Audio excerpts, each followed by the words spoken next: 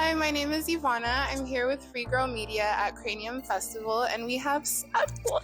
Hey, girl. Do you want to introduce yourself? Well, my name is Sadboi. I'm from Toronto. I'm like an artist. I rap, sing, a little combination. Well, I love Sadboi. I'm a Sadboi enthusiast. I listen to your music and I also follow your style. So it's nice to see you putting us on the map. I'll just get right into the questions. You do appeal to the alternative niche. How has your personality influenced your branding? What are your muses? That's a really good question. You know what's so interesting? I think naturally I fell into like the alternative category, and it wasn't anything that like I forced, to be honest with you. I just really love Tumblr. Like to this day, like I still use Tumblr. And it's so weird because like growing up I was always drawn to things that were like left to center, and like I used to get bullied because of it, but it wasn't like a situation where like I tried to do things that was different or anything of that sort. I just really liked things that were just like out of the ordinary. And I think like just like with my personality, it just kind of like built over time with me just being an internet kid, to be honest with you. Even like my style, like it all comes from Tumblr. Like I'm trying to think of like a muse, but I get everything off of Tumblr. I'm going to be so real with you. Yeah. Yeah, and that's very natural. As somebody that I would say is alternative as well, I would say I'm quite alternative. I totally agree. I don't think it's something you assume. I think it's kind of like just natural. As you discover yourself, you find that that's the niche that you take up. So yeah, that's really nice. I am intrigued by your elusive sound. Like I said, I listen to your music, and it is notably merged with hints of Toronto culture, notable in the slang found in your lyrics. What do you hope to achieve with your unique discography? I always say this, but it's like a really big thing of mine, and I feel like I'm slowly getting there.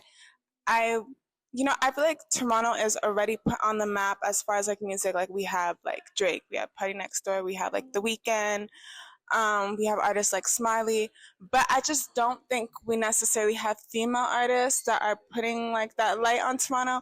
So like even with Bear Chat, like a goal of mine was like the girls. Like I literally just thought about the girls. I'm like, what's the music that the girls from like my city are gonna listen to, like my younger sister's gonna listen to, just to like champion that. So that was like a big goal of mine.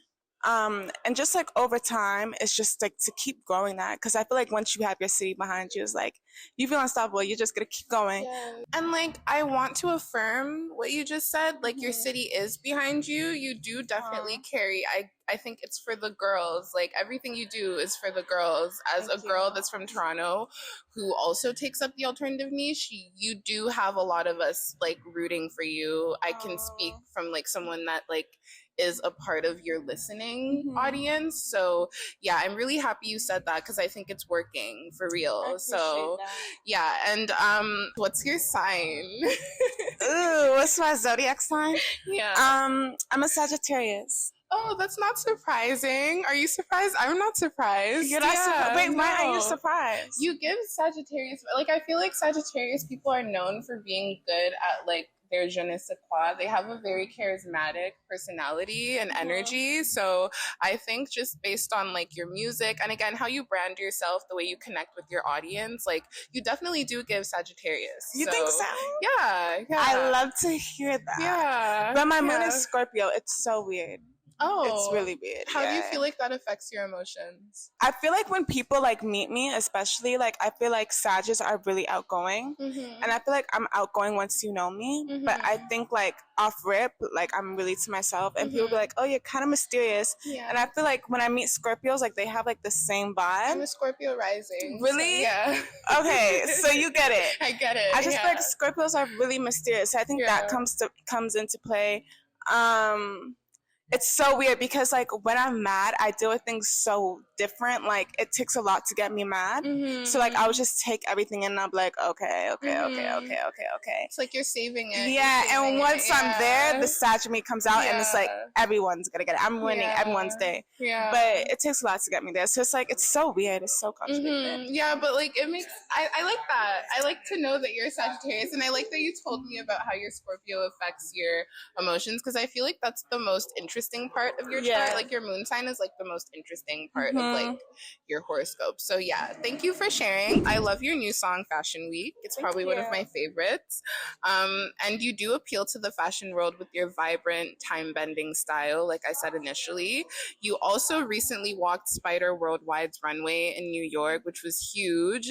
I want to hear your thoughts about fashion's overlap with music, specifically Black curated music. I think we're getting in a really interesting place right now with fashion where, you know, like we're at a place now where it's like you are also seeing like artists like walk the runway. And, you know, when I did the Spider show, it was actually really interesting seeing like other artists dance because it is artists that are like making an impact in the fashion scene. Also music wise too, that are like kind of like we said earlier, like left to center.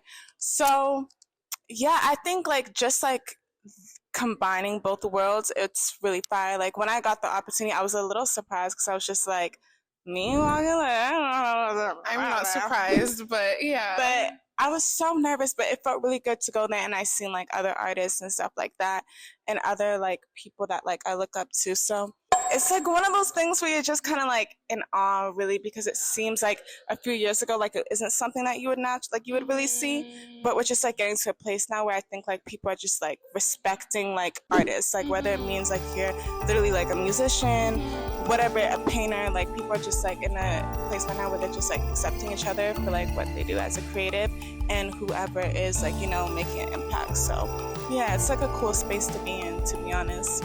And like respectfully, artists really do bring notoriety to these brands, especially A$AP Rocky. Like he raps so much about all of these brands that like he like ends up walking for. So I feel like it's great to see this 360 moment where designers are actually acknowledging that Black music is the reason why you guys have a lot of people, you know, supporting your brands. So yeah, it was really nice to see that from you because like I said, I really like your style. So I felt like it was just really fitting to have you at the New York fashion show. But that's it for my questions. I'm so thankful for the opportunity to get to know a bit more about you. And yeah, I think your career is already off to an amazing start, and I can't wait to see what else is in store for Sadboi. Thanks, girl. Yeah, that's it for this interview. It's been Yvvana at Cranium Festival with Sadboi.